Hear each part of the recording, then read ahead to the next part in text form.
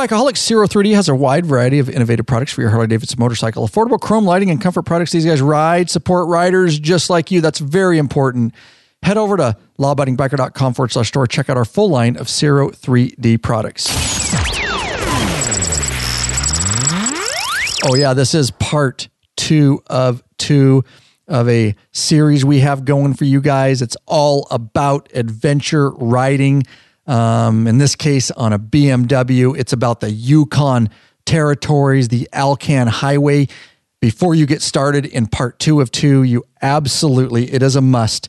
You must listen to part 1 of 2 or you'll have no idea where we're going, because we're kind of leading up. We're going to get into the more meat and potatoes, so to speak, of adventure riding and some of the camping and maintenance and gear and exactly some of the highways that we're taking. A lot of it is pertinent to Harley riders because, as you'll find in part 1 of 2, we talked about there are a lot of the highways that can be ridden on a Harley, and there are actually a question I have for our special guest right here. Give everybody your name again. Adam Musgrove. There you go. So listen to him in part 1. I just wanted the audience to remember. So, all right. So we're going to talk about that. We're going to dive in deep, and I hope it's very interesting for you guys. But again, a lot of this stuff, because we may do some of this not on adventure bikes. We may do some of this Popeyes in the studio. Probably will at some point.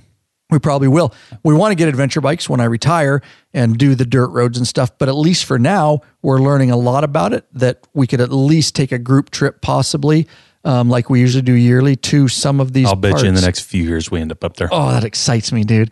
That straight up excites me. Yeah. Once you've had Rick Rack, you'll never go back. The ultimate motorcycle luggage rack solution. Forget those messy straps and bungee cords. Go strapless with the Rick Rack quick attach luggage system and quality bag. Head over to lawabidingbiker.com/store. Get hooked up now.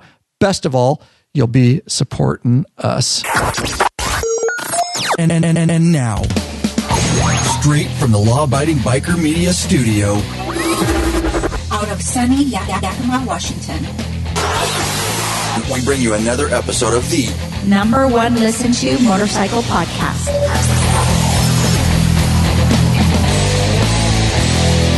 We're in your head. We're in your head. We're in your head. We're in your head. Oh yeah, Popeye's doing good because he realizes this is a 2-part series, and he's Just slow your damn roll. He's slowing the shot count in his glass. He's dialing the shots back. You're doing great, buddy. Appreciate it. Thank you. Yeah, part 2 of 2, and you're really doing well, man. So, oh geez, we're starting over. Never mind. Nope. We're good. Fill it up again. Fill it up. We're done. All right. Anyways, what I was getting at is you're doing really, really great.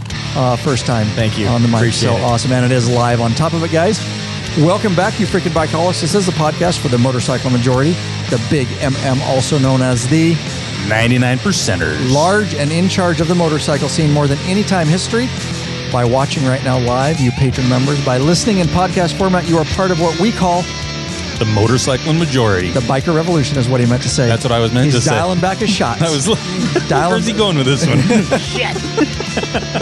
There you go. We always have an intro debacle along with the music debacle, so no biggie. Love it, guys. We do have, before we get started here, we do just have one question for you. What are you waiting for? Mount up. Let us take you on another wild-ass ride. Oh, yeah. Ryan Erlacher here, your host of the Law Abiding Biker podcast, and your... Oh, I thought you were going to go for it there for a second. And your high-tech redneck. Nice. Adam in the house. Thank you for being here. Adventure rider extraordinaire with some recent experiences up in the Yukon Territories, up on the Alcan Highway on a BMW. Like I said, we dove in deep in part 1 of 2. We're going to dive in even deeper. It's going to get very interesting, and I know it will be interesting to even a lot of Harley riders. And if you didn't know from part 1, I am actually heavily interested. And it probably shows from a lot of my questions that I've asked Adam, and I have a whole bunch more questions for him. We'll talk about maintenance a little bit. We'll talk about some camping. We'll talk about gas a little bit more, and just kind of how that looks. And maybe he'll give some advice on the Alcan Highway and its condition, because he's been up there recently. If you are, a street bike rider only, and that's something that you're interested in doing. So, But before we get to that, you know yes. what I think we should probably do? What should we do? I think we should probably thank some of our patrons. Dude, you're just money money on the spot. Why don't you do that, Popeye? Hey, I want to say thank you to George Mendez of New York City, freaking New York, Randy Hartner of Lebanon, Illinois, Juan Yoma of Lake Elsinore, California, Steve Sappy of Williamsport, Maryland, Fred Peters of Las Vegas, Nevada, Roger Legger of Taylorsville, Utah, top tier. and we've got David Tippett of Sylvania, Ohio, Mike Brubaker of Nazareth, Pennsylvania, Bob Williams of Marysville, Washington. Lawabidingbiker.com/Patreon, Patreon. Pledge a certain amount per piece of content. No risk to you because you can put a monthly cap. There are benefits. That's right. You can get t-shirt stickers, get in the private Facebook group up to top tier. You can get access to our premium videos. And of course, our patrons, this is a live event. They get access to our live events with live chat where we actually interact and get to know you better. And that's booming here in 2018. And we're loving doing the private only live broadcast events. Of course, these podcasts will all come out for all of you in podcast format somewhere later down the road where you can just listen to them. So don't worry there. You're not going to miss out. But if you want to be live, you want to chat and all that kind of stuff, I strongly suggest becoming more heavily involved in the community. Help support us so that we can keep this thing heading on down the road. All right. So Popeye got mad last time because I didn't do this at the last episode. I forgot his intro, and you're rightfully so. Damn so right. There you go. Popeye is in the house. Drive all the way down here not to hear my damn theme music. No, I'm just going to start texting you this music, dude. Yeah. But yeah, Popeye, I do want to thank. He is the reason that this happened. And of course, Adam for coming down here today, part 2 of 2. And Popeye had, realized that it was something that would interest a lot of people and definitely interest us. So he hooked it up and made the time to be here today for all of you guys so that we can get this content out. So we're going to pick it. I want to mention a video, and we're going to dive right into and pick it up where we left off. Is a new free video. It is a vlog I did recently. It's the Law Abiding Biker store. If you're a little interested about behind the scenes, Law Abiding Biker store facility and moving the 2000 Harley Night Train back home. We call her Gray Thunder. You guys can here in the studio can look out. You saw her out there with the ape hangers. She was stored for a long time down with Rick, Big Daddy, who runs the store, and Brian down there, and I let him ride it. That was before we built the shop because I didn't have room to store it. I wanted to keep it around because we actually filmed. Me and Lurch were in the studio yesterday filming some projects, and we actually needed an older bike and an older headlight bucket, and that bike came in very handy. We want to do some more videos and projects on that bike, so we moved it back up here, but it's a fun time. You get to look at some of the store behind the scenes, them packaging and how they do that down there, and the storage facility, which is actually, that's an old storage facility. We have 2 of them now because we're ramping things up down there in the Law Abiding Biker store. Nonetheless, I'll put it in the show notes, lawabidingbiker.com/whatever episode number this is. I will link to that video. We're coming out with tons of videos on the YouTube channel, so make sure you're subscribed over there. A lot of this stuff comes out months and months before I'm able to announce it on a podcast. So if you want to get notified right away, hit that subscribe button and that bell icon over there so that you're notified when we come out with new free videos. We will dive right in. Let's pick it up where we left off in part 1 of 2. And I think what day were we on? What, day 3 or something? Yeah, we're on. And then we'll just interject 3. questions. Sure. Yeah, on day 3, we talked about jumping onto the actual Alcan highway. We actually didn't go into Dawson Creek because we got talked into it by talking to someone to jump around and actually bypass to go on a more scenic route. So we bypassed. And that's mile 0. We talked about that in part 1, right? Yeah, that was, Dawson is mile 0 of the Alcan highway. Dawson Creek, right. Dawson Creek is Would you have liked to have done Dawson Creek, or was the scenic route better? Looking back on it now, I would have gone to milepost 0 just for the photo and just the to say, opportunity you can to say you're at milepost 0. Right. No shit. Yeah, I think I would because no knock on that scenic route. I think I would have gone back to mile 0. It was just Bill say you did 0. Exactly. One of these days I want to ride to Key West, and I'm going to ride up to Cape Flattery, very northwest corner, just to say, hey, I've been there. I've been there dozens of times. Yep. But I want to be able to say I rode my bike there. Absolutely. And then all the way down. Yeah. So cool. Yeah, looking back on it, I would have avoided that and just gone down that way. It cut 50 miles. I think he said it was 50 miles we cut off of the trip, but looking back, I'd go back down there just to get the photo of milepost 0. So you didn't go to Dawson Creek, and so where'd you end up? So we went north on 97 to Chetwynd, BC. Can I ask you one question before we move on? Sure. Dawson Creek, to put in perspective for people, the Alcan Highway, which we already gave you guys an explanation in part 1 of 2 of what the Alcan Highway is, if you're not familiar.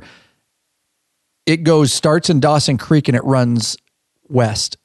Northwest. Northwest. Northwest. Because I'm looking at Dawson Creek. If you guys don't know, we're looking at a map. So let me do this. Let's do this. We're just pulling up on a map, guys. If you want to follow along, we're pulling up Alcan Highway. Let's see. Ooh, did it come up? I did this. Oh yeah, right there. So I kind of want to just get, okay. Yeah. Is that correct? That looks, that's correct right there. So you see where. So it runs from Dawson Creek south. That's not the, never mind. That would be if we got directions. Yeah. My bad. I just want to do this. I just want a search. There we go. Let's do this. All right. So that pinpoints us on the map. There's Dawson Creek. Right. And so this is the Alcan Highway. Is that correct? That is correct. Yep. The Alaska Highway. So northwest. Okay. That gives me perspective. Is that fair? So here, and it runs up. It said Alaska Highway when I zoomed in. Wait a second. That's Haynes Junction. We're off the grid there a little bit. We need to keep going over to the right and down. That's not where that's. Oh, why did it drop that pin? That's weird. I did Alaska Highway. Let's do this. Alcan.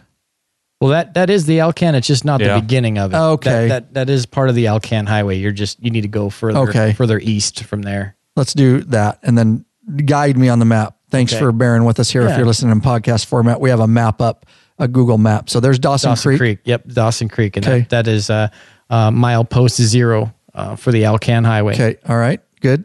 And where's the Alcan Highway from here then? From there, it's going to go straight up there on 97. Right here? Yep. Oh, okay, thank you. That's where I was screwed up. So it does go up 97. There you go. So 97 is I think there's several different names. I think you mentioned it when you read the different names that it has. Okay, good. All right, so northwest, good. Let's go on from there. Yeah, so basically that little detour that I was telling you about, it kind of shot us out there right at Fort St. John. Now, the beginning of the Alcan Highway it's a big trucking. That whole highway is a big trucker route, and so you're going to see lots of 18-wheelers there, especially through that area right there. It was. What kind of road is that? Is that 1 lane each way? I think it was actually 2 lanes on each, each. On each side. Well, most of the time you were on the Alcan. Is that 2 lanes each way or 1 lane each way? I think it got down to 1 lane each way. Okay. It would open up because one thing about Canada, it seems like they have a lot of passing lanes, for truckers to get off to the side. Yeah, you betcha. Yeah, it was just a ton of areas where they just knew that you were going to have lots of backup with trucks, and they just, when you knew that you were going to have another passing lane, within a few miles. And so once we started heading north from Dawson Creek, there nothing really to write home about out of Dawson Creek. Okay, good. But as you start getting paved right now. All paved. Apparently, Alcan is paved. You wrote it in August. All paved for Harley riders. All paved. There you go. It's so all a Harley could make it. There's no sketch. I mean, we can ride gravel. Yes. It just depends on what kind of gravel. You will not run into gravel like. It's paved, but if they're doing construction, like Lee was saying, the 2 seasons they have is winter and then construction season. Right. You're going to run into a lot of area where they have gravel on top of the pavement. Rideable. You just have to be careful. Oh, rideable. You just have to be extremely cautious. The Alcan starts at Dawson Creek and is end in Fairbanks? I think correct? North of Fairbanks. I can't remember where you said. It's escaping not like me you now. went all the way up there. We didn't go that route, but all right. So anyway, we're already digressing. We got 12 more days to get through here. Right. It's all right. We're going on part 3. This will actually be a 3-part series. They're sleeping here tonight. So anyway, the beginning of the Alcan is nothing to write home about. You have to get going north a ways, and you start getting into some real beautiful territory there. But the only reason I would go back to Dawson Creek would be to get that photo of Mount 0. That's it. Nothing to. I would not just ride to Dawson City just to ride, because you got to get a little bit further north to get into some of that really good territory. Can I ask you this question really quick before we move on? This was mentioned by Larry Baxter in part 1 of 2, and it was the voice messages we opened up from. He says that the milepost.com is the Bible of. Yes. Did you use that at all? Oh, we did actually. Not to delegitimize it. I'm just curious if it's a great resource or not from your perspective. It is a must, and that was one of the things that I had written on the things to remember. Is to get yourself a milepost book. And that's where you get it here at the milepost.com. Yes. And what information does that provide? So Yeah, good question. The milepost is That's why I asked it. It's about as thick as a phone book, and it has every stop, everything you need to know to travel the Alcan Highway. It tells you where every gas station is, what's available, restaurants, hotels, rest stops. This is a physical book? It is a physical book. Yeah, it comes out every year. And I mean, you can get an older book at a significantly cheaper, an older year. Like on eBay or something? Oh yeah. Okay. Yeah, you can get an older year. I would go back a couple of years just to get to, just because it's not as expensive. It's let's just shop. Let's just shop right now, Adam. Yeah. That's what we do here. And let's see how much it costs. It's like $35. $34.99. And you can get You a couple year cheapskate, old. you can afford that. Yeah. But so it is basically the Bible. I guess that's the best way to say it. It's the Bible. And not only that, but it has several maps inside that. So my buddy bought the milepost and was ripping the maps out, and it was really, really helpful for us to determine, where the next gas stations were. So you basically look at this book. It takes you from milepost 0. Yes. And then it's numbered in order. So you might have 0 to 100, 100 to 100, 200. Oh, no shit. Yeah, it is. That's pretty smart. Explain that to me. Well, it starts at 0. Right. And then basically as you're going north, he's saying the front of the book is all the shit to do from, maybe 0 to milepost 100 or gas stations. So from it's very milepost 0 to 100. chronological for you. Right. That's why he's saying Nice. it's tearing them out. That's a good idea. That's Good pretty cool. idea. Yeah. And so, and my buddy, he tore those pages out that we were going to use in the area of the Alcan Highway. And so we were able to pull that out and now they have apps and things like that where you can do it. But if you're in an area where there is no service, it's very helpful to have that milepost book. And every person you see, you walk by a car, there's a milepost sitting on the dash or something like that. It's just one of those really nice things to have, and lots of information. Gives different hours for stores and gas stations, and whether or not sometimes it might tell you if it has premium gas. I don't know if Harley riders care if they burn premium gas or You not. need premium. Yeah, so that's one of the big things I wanted to talk to you guys about Please do. too, about premium. Speaking Go of with gas, yeah, let's just get into the gas Does thing the there. German Harley-Davidson or BMW need premium too? Absolutely, to the point where we actually had to go out there and we knew there was going to be areas that didn't have premium gas. And so we bought Octane Booster. Boost. We carry that too. That Octane Booster is, it's the same for Harleys and Any BMWs. issues with how far? Now, you could probably get a little more out of a tank, I would bet, than I can, because you're 8 gallons. Any issues with making it in between gas stations? Well, there was a couple times where we had to use our external, but that is because we were pretty choosy on the gas station that we went to. So a little tiny thing you didn't want to pull into there? Well, I'll tell you what, when you start getting up into northern BC and the Yukon and those things, because of the permafrost, they can't have those underground tanks. So the tanks that are above ground, here's the problem. And we talked to somebody, which I'll get into a little bit about it. Those above ground tanks, they're steel. Condensation. Exactly. Well, not only the condensation, but what happens is that the inside of those tanks start to rust. And so when the rust comes down and starts mixing into that gas, you start seeing it. And there was a guy that we talked to that actually had to dump his entire tank out because there was so much rust in there, and that if you'll look and see on those tanks, a lot of them do not have filters on the tank, so you're getting straight up whatever is in. You want to get rid of all that shit that's in your big tank, right? You pass it off on the bike. Exactly. But like we were saying in that area at Ross River, we found one of those tanks, and we were a little bit reluctant to use it, but that's why we took that extra tank and filled it with premium gas. Chris Lezak in here, he's a Patron member, says, what external tank did you carry? It was a Rotopax. It was a 2-gallon Rotopax. They're kind of a flat tank, and you can actually You strap that to your bike? We did. Okay. We did. And just for both of you, or you each had one? we each had one. Okay. We each had one. How much gas? It's a 2-gallon. 2-gallon. You can get bigger ones than that, but you're sloshing around a lot of weight. You each carry a strap on then. Oh, God. But yeah, it's a Rotopax, and they're really industrial gas tanks. External. It's for a extra motorcycle tanks. or anything. They're for anything. Okay. Then they actually make something to lock them together, so you can actually pile them on top of each other, and you can lock them down. Like if you had a 4-wheeler or if you had a dirt bike or something, like you could actually lock them down.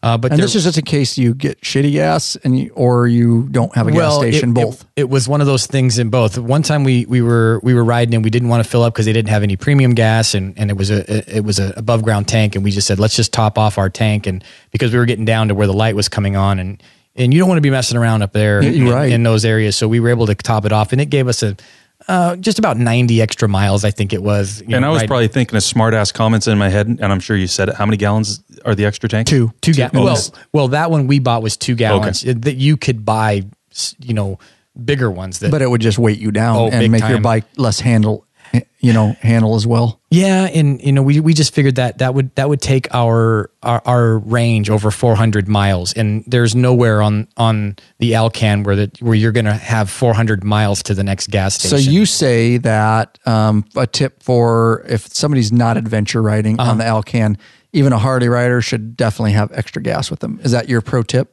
Well, I would, yes, certainly. Nice. All the Harley riders that I saw that were up there had an extra gas tank on there, but that's good. See, that's what I want to know. I want to know how many Harley riders you saw and that kind of stuff too. And so they all had all of them, like strapped, because they make the kind that LD carries, which fit in your bag. Your saddlebag, but they're a gallon, but you can carry one on each side. But then you're taking up room, so it's interesting. And they have them external. Most of the Harley riders external tanks. They did. You like saw on their back seat. On the back seat, you see like just gas jugs, or were they carrying? No, actually, a lot of them carried those Rotopacks. Oh, no shit. I mean, that seems to be the popular one. Let me look that up now, damn it. Yeah, and all right, we're at day 4. We're really doing good. We're never, dude. We should have did a 3-part. I told you. I'm so interested in this. It's my fault. I asked too many questions. We're never going to make through this fucking trip. I'm so fucking interested in this. There you go. Those right there. And now the key, the tip I would say is whenever you can find a gas station, top off. Even if you don't need to, top it off. Always be smart. Consider half as empty, and just you'd be okay. There it is, the Rotopacks. Yep. It's got a hole in the middle of it. I don't really get why that's so cool. You strap them together. Oh, just for straps and shit. Well, you actually have a locking mechanism that if you had a few of those, you can actually stack them up and then secure it. Oh, and so that's that. They have different ones there. Good to know. Okay, buddy. Good. Yeah, that's good info. And they're industrial. Those are available at Revzilla. They are. You can use our affiliate link. Nice. Papa, you're on cue today. lawabidingbiker.com/Revzilla. If you want to click through and make a purchase, we get a small commission, no additional cost to you. Nicely done. You couldn't do that part though, but you just know we have an affiliate. Right. He stops there and then I finish it. That's nice. Working together. Good stuff. All right. I put a link in there so they can see what we're talking about. Very cool. All right. So you saw a lot of the Harley riders with the Rotopacks too, so they're prepared. Okay. So yeah, what else about gas? Just top off. You finished up, top off wherever you are, no matter what. That's pro tip number 2. Top off. And we're at pro tip number 10 now, but that's fine. Right. And I would say that definitely when you're putting the gas into either your external tank or your bike, especially your bike, make sure that when you're filling up, you're actually looking at that gas coming out. Don't just be lollygagging. I wonder if a guy couldn't do this. Tell me this, because I'm always thinking ahead. Like, couldn't a guy... wouldn't it be smart if you're worried about those external tanks to carry like a filter with you and then put the little filter over, like a funnel filter while you're filling your gas tank up and your things to make sure that there's no rust? Do you think that, Absolutely. Do you think guys do that? And then you could just dump all the shit out. I'm sure that the guy that had that issue with the rust in his tank does it now. Right. Because these tanks did not have filters on them. I mean, they're such pro huge tip tanks. for me. Crazy. Pro tip for me, even though I've never done it. Yeah. I will do it if I go there. Absolutely. Yeah. Now that I know this, I will buy one. In some of these First Nation villages, they who knows how long it takes them to get through one of those tanks. Oh, I think gas could be from the 70s for all I know. It's got peyote in it and shit. Old peyote. Hey, cousin, fill it up. Gash. Get your gash here. Yeah. Free gash. So, and that's the big thing I wanted to mention on gas is that we actually found several places, and it was the Canadian Petro places, I believe it was, Canadian Petro. Those are the ones that we knew we were going to get premium gas. Yeah. Most of the other gas stations there did not have premium. And so we knew whenever we saw the Canadian Petro, we knew we were going to have good gas. Okay, the good Queen to know. stands behind that one. Yes. She owns that. She's got stock in it. Yeah. She should get stock and guns. She'd make a lot more money. I know. Yeah. We'll probably never see that in our lifetime. But and so that's the big. So you kind of look for the petrols. That was key. Yes. Okay, yeah. How much octane boost did you carry with you? Like a gallon or just little bottles? No, my buddy had actually met up with a guy at AMSOIL, an AMSOIL dealer, and actually found it. And it was specific. I got a bunch of those from Justin. Yeah, it was specific for Harley and BMW. It actually said for BMW and Harley. Nice. And so we used it a couple of times, the octane booster, just to be safe, but. I think we ended up each having like 6 bottles of it just in case. Okay. But we didn't need to dig into it too much because there were several. And another thing about the milepost, let me just say this. Just because it's in the milepost doesn't mean it's necessarily the only thing, because those folks pay to have their ads in there as well. Fake news. Yeah. It's kind of it's kind of like the GPS same thing. Yeah. You look nearest gas stations, Right. they pay to get in that shit. Yeah, so Leads you off some off-road adventure on Yeah. GPS once in a while. I just passed 3 shells, motherfucker. Yeah. I just drove 15 miles to this get. for real, we found that was the fact with there was a beautiful hotel, gas station, everything, and it was not in the milepost book. So there's a lot more stuff than what's in the milepost. But the milepost is if you have to swear by it and swear by getting gas, then follow. It's at least there. Exactly, It exists and it hasn't went out of business or correct. whatnot. Okay. Yes. Awesome stuff. My God. I love this, bro. This is great. So nice. we went through gas. Good. Watch for your rust. Watch for those external tanks. We gave you some pro tips there. Octane boost, all that kind of stuff. Let's move on to what day are we on? All right. So now we're go ahead. We're fucked. We're so screwed. Four parts here. We're screwed. I'm gonna push a little bit further good. here. Yeah, So might need to. we got. So basically, we went. He's from- worried about one episode. Yeah. We already went an hour and a half. Yeah. So basically from Fort Nelson, we went up to a place called Watson Lake and stayed up there. And Been there. And it is a beautiful, beautiful ride up there. And that's when we ran into some, That's where the some start of the wildlife. gold rush. That was a big part in the gold rush. So if you know the history behind it. I don't know the whole So what history, happened is no. at Watson, because that's down there by Whitehorse, right?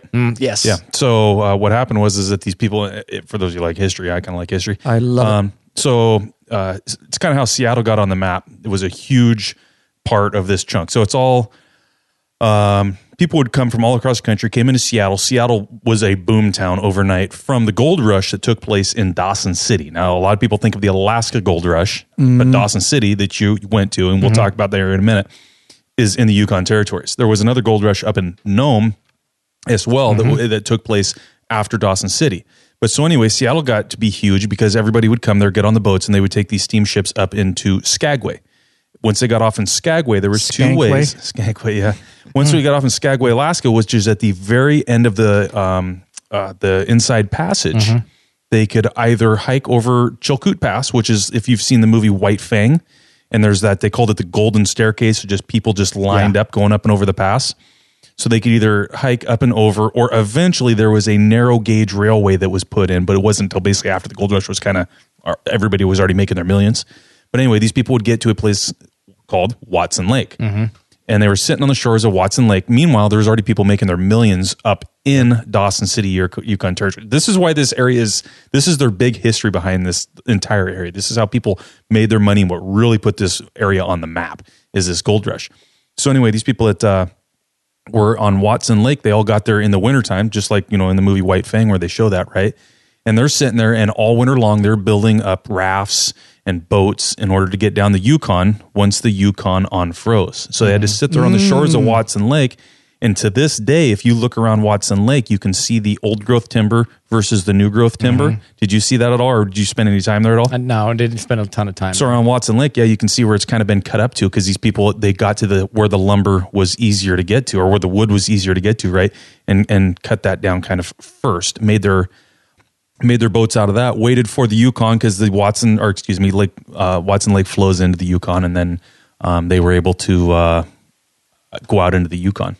And then basically the Yukon River flows all the way to Dawson City, Yukon Territories. And from that point on, once you hit Lake Watson, you're basically riding along the Yukon River almost all the way actually pretty much all the entire way until you get to Dawson City. I like that, dude. That's great information. Bam. I love listening to stuff like that. What's crazy is that there's a lot of rich history up there that you forget tons.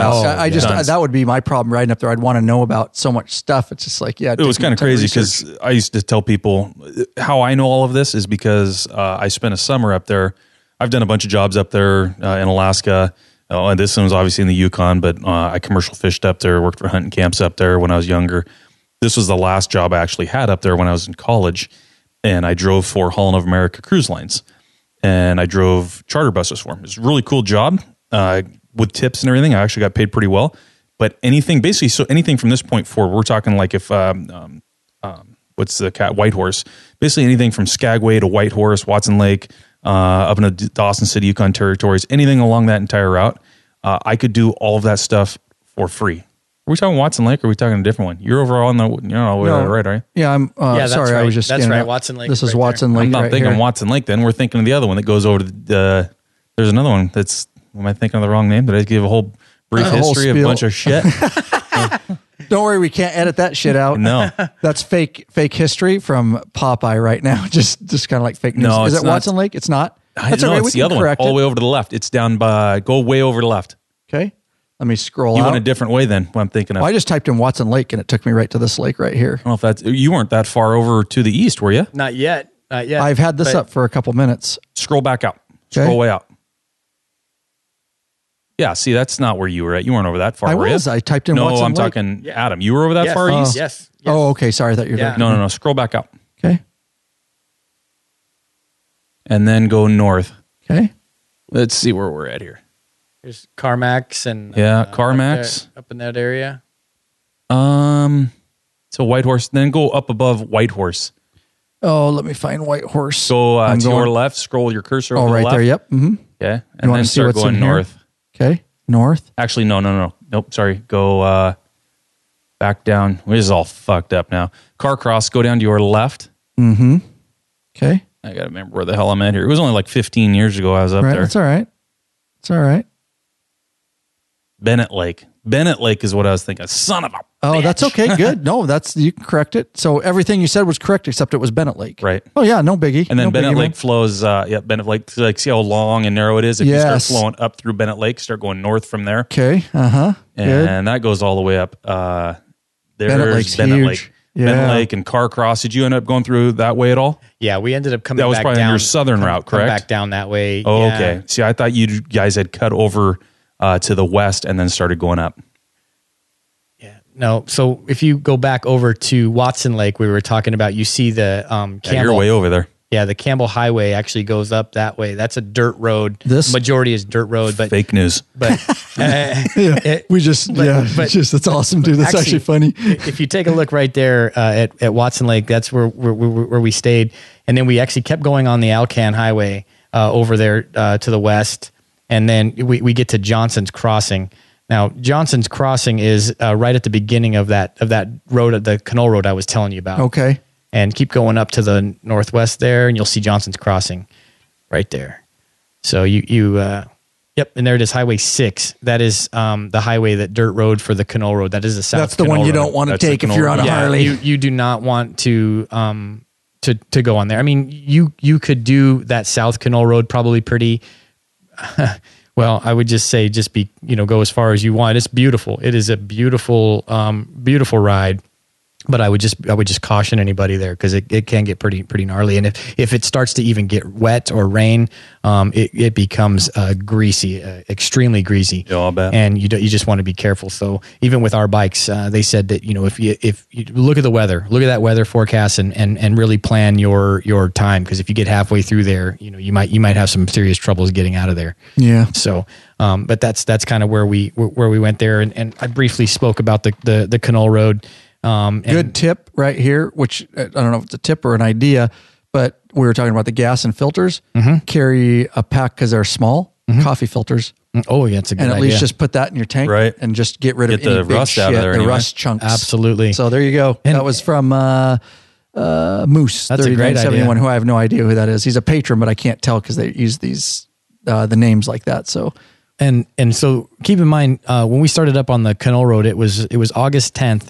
And, so right dead smack there in the summer, and the temperature was 80 degrees out. And then that night we camped. I'm not even exaggerating. I got a photo of my bike. It dropped to below 29 degrees overnight, and I woke up and it was extremely cold, and I felt the tent, and I could feel that the ice build up on the outside minus of my tent. 29. So, no, 29. not minus 29. I was like- it went down to 29 Oh, I degrees. was like, No. what the fuck? I was like, how did you survive? this I had some serious follow-up questions on that shit. I'm like, No. did you get frostbite? I was like, what the fuck? No. Okay. It did drop though. Okay, to on the Canal 29, Road to yes. 29 degrees, Which Now- is a drastic, yeah.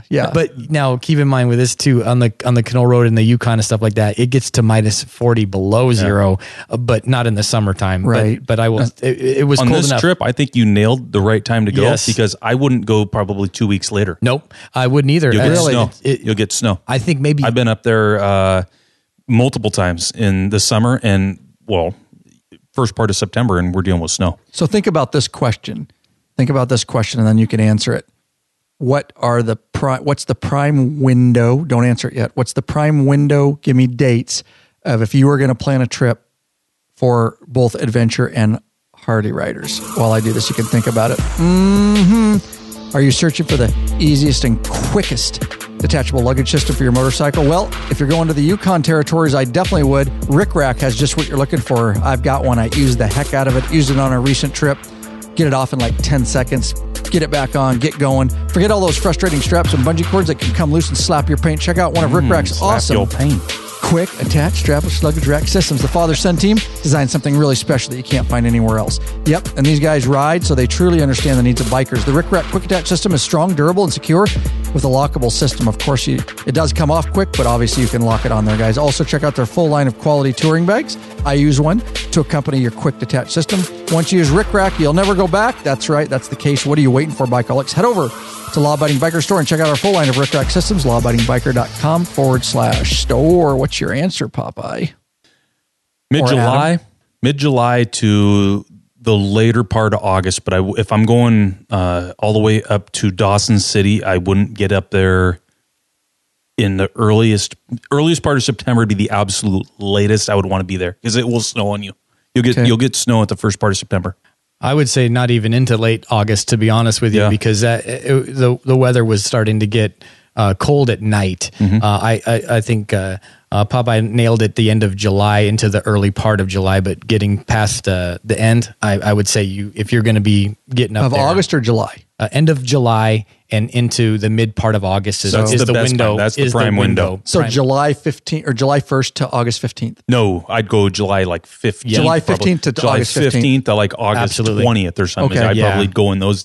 That'd be your prime time. Pro That'd be tip, your prime time. right there. That's good to know. Yeah. I've seen snow up there. Like a 30-day plenty window times. or somewhere in there. Exactly. Yeah, you'll hit snow. It's tight, and depending upon how far up north you want to go, it just gets shorter and shorter. That window does. Nice info. Okay.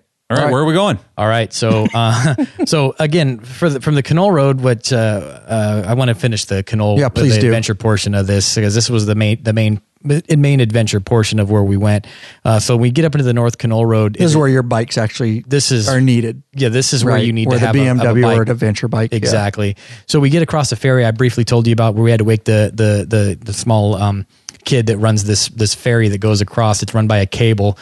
We wake him up and we get our bikes on there. We go across and this road. He works for OxyContin. Give him 2 oxys and you're good. Probably. Yeah. And so we get across there and this road is extremely gnarly. I can't believe that they built this road. It had some real steep hills within it. And they built it to go all the way to the Northwest Territories. And what was really cool about it, we had like 5 water crossings, and we also had to deal with the streams that had risen and were coming over the road. How deep? So Are you talking? Your bike get through it, but is it up over your legs? It got through it when we went along the sides of it. We still had to go through it. It was gnarly, but you looked for a place to cross it. We did, but it got really deep, and not only that, but the river, or excuse me, the stream was running through it, so it was moving water in through over the Crazy, road, huh? and it was probably 15, 20 feet wide across the road, and it was like Probably fine for a Harley. Probably be just fine. And so anyway, you cross several. You're actually crossing the Mackenzie Range, the Mackenzie Mountain Range, and it is just beautiful. So imagine crossing a range out, through off road, beautiful scenery in all direction, not a single person around, and that's when reality hits it. If something went sideways there with your bike, you get hurt, injured, something like that, I mean, you are in a world of shit because you are not help is not coming real quick anytime, right? And so we head north, or it's northeast, and we get to an area where there was a beautiful Mount Itzy. It's a humongous mountain. It just right off in the distance, and it just was an amazing view in the Mackenzie Range. And towards the end of the road, there is a graveyard of old vehicles. All these vehicles were used by the U.S. to build this road, and they just left them there. So there is just all of these old 1920s, and well, they're stripped down now, but it's just an amazing. I've got some photos that I'll share with you, and you can share with your listeners if you like, and just some beautiful old cars that are just stacked. Just not stacked, but they're just laid out there in this beautiful scenery, and they've just been there withering away over the years. And it was really kind something of surreal. To see. It's just cool to see the years on the side of the rigs, and they're still there to this day, slowly rusting away. Everything that was usable off of it had been picked, right. And if classic car guys, I'm sure, went up there because to see that, to find that would have been just amazing to see these. Wow. I never knew about that. Yeah, that's so really cool. That's the kind of stuff that you don't get to see unless you do this, And so not far beyond that was the actual Northwest Territories border. And that's where our goal was to actually make it into the Northwest Territories, to say we made it. So what'd you do? Obviously, at this point, you're into the Yukon Territories, which is up above British Columbia. Yes. And now, for the listening audience, riding from our hometown up to where he's at right now is basically like from riding to Seattle to Southern Arizona. Right? Wow. When you saw it, that's fair? Yeah, it took, British Columbia is a monstrous province, and it just seems to keep going. And I think it took us 4 days to get to the north to the Yukon. I believe we got it to the Yukon in the fourth day. Sounds about right. And it's just a monstrous province. So then you get there and you ride into the Yukon, and then Yukon is kind of shaped like an L. And we kind of went northeast over to the Northwest Territories, which is obviously just to the east. And so our goal was to just make it to the Northwest Territories to get a picture next to the sign, which is where we were going to turn around. Right. Nice. And once you get to that area, there's just nothing but people go up there to bear hunt. And it's just, there's more bears than there are people. And I guess if you're in Canada, you can actually get into a lottery for an opportunity. Even if you get into the lottery, that's your only chance. But once you get if you win a grizzly tag, that's where you go. I guess that's where the monster grizzly bears are and whatnot. But anyway, my story there is we actually cross over into the Northwest Territories. The road gets significantly worse. They just do not maintain it very well at all. And apparently it goes into, we would like to go back someday and adventure past there, because I guess there's some really interesting things to see beyond that. But we weren't prepared for that. So we turned around there. And just as we turn around there, my buddy takes off. I drop my bike. The only time on the entire trip. Oh, you sent me that picture too. Yeah. The only time on the entire trip I actually dropped my That's bike, gonna which happen. is about, it's about 700 pounds with everything on this thing right now. And my buddy just keeps going. And so I'm there, and there's nothing. He didn't know you went down. He didn't know I went down. Because a lot of times we're standing up. Totally, and we've done that. Yeah, you're not looking in the rearview mirror, and he's taking off. So now he's back in the Yukon. I'm in the Northwest Territories, and I can hear his bike go into silence, and so there's nothing there.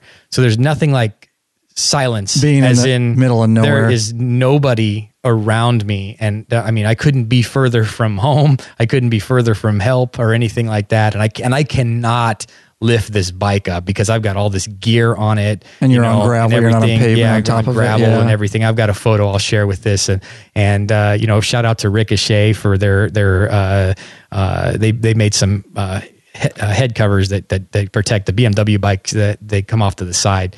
And I bought those right before I left, and so I wanted to give a shout out to Ricochet because they came through. I could have punctured the head on the bike and done some real damage. How fast were you going when you dumped this thing? I'm embarrassed to say, but I was just turning around. Oh, that's usually what it is. Happens, it was just turning around. How do we miss that on when we did our last podcast about talking about our summer trip and LD dumped his bike? We did talk about it. Did we? No, I mentioned it. Okay. Oh, yeah.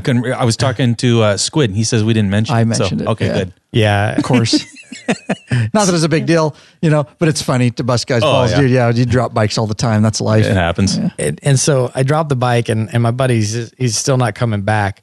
And it just so happens, we don't see people for forever. And it just so happened that there were two guys that were and they were out grizzly bear hunting. And they came up and were able to help me lift my bike back up. Wow. If they had not, Hey, what you doing there? We're gonna help. Yeah, we're gonna help you lift that, and it's our bike now. Yeah, Get right? walking, boy. Yeah, It's a long walk out of here. Yeah, I mean, if they had not been there, obviously my buddy would have come back, but Eventually, it was just a kind of a real kind of a scary moment for a second, just going, man, something could go sideways out here, and I don't know what I would have done. I mean, there wouldn't have been a tow truck that would have come up there and helped us get that bike out. And at least they didn't walk up to you and say, we ain't seen a woman in 45 days, boy. Look like you need some help. Yeah, I've been gone down fighting on that one, boy. But so I just want to say that this was like the first time that we had really taken our bikes and kind of beaten them up, because this was some pretty serious adventure riding to the point where it got, I was amazed at how much this felt like a dirt bike to me, and how well the bike performed, because it was gnarly roads, very steep in some areas, loose rock. There was some shale rock. These roads were built in the 40s, and it was just kind of decaying away. And so there was some, we went through some old riverbeds and during this time that we had done this, the river had actually risen. So after we get all the way through this entire Canole Road, we get back to that same ferry dock, and the river, I think it was called the Pelly River, is where this little ferry boat came across. Pelly Crossing, I see that up there on the map. Pelly Crossing, yeah. And that's it right there, Pelly River. So anyway, we get back there, and the crazy thing was the river had risen in just the few days that we were gone. And so this ferry couldn't get all the way back across. And so there was a guy with that he drops the ferry ramp down, and he's a quarter of the way into the river. And so now we have to ride our bikes through the river. This is a sketchy area, dude. Just funny. And I was... it still crazy. exists, We survived this Canole Road. Right, yeah. Going back in here, and I'm drown thinking we're under the done. ferry. I'm thinking we're done, and then we get to this, and now we have to ride across the river, through the river. I'm gonna flood my bike out. And then this, awesome, dude. If we had dropped our bikes, they would have gone downriver. I would have never been able to lift it up, and those guys certainly weren't going to come off of the ferry to come over and help us. He's an oxy; he can't lift shit. Right. and so the ramp comes down, and he's waving us over, and I'm like, holy shit, this is Like is just going to be a normal to challenge. them? And the ramp was like it was steeper than a 45-degree angle once we got there. So not only did we have to ride through the river, moving awesome. river, now we have to ride up the ramp. And so my buddy goes first. He gets across and he shoots up the ramp, and kind of goes off the side of the ramp, the boards that go down the middle of the barge. And I'm like, shit, here we go. And I'm just gonna gun it. And I gunned it. I could feel going sideways. I could feel just going over rocks and all this other stuff going up the ramp. And I just gunned it and got it up there onto the barge, and we made it. Wow. But I was not expecting that. I was kind of breathing that sigh of relief. I'm like, okay, we're back onto. There's just something about when you go across into the Canole Road and that area up there that it's extremely back dangerous. safe and Exactly. I need to get back safe. I need to, this is the dangerous part of this whole trip for us. The rest of it was going to be on major, for the most part, major roads and things like that. Where for that area, they're major roads, right? Yeah. And this one was just certainly a danger and a concern. But we made it. We get back across and we get back onto the Campbell Road.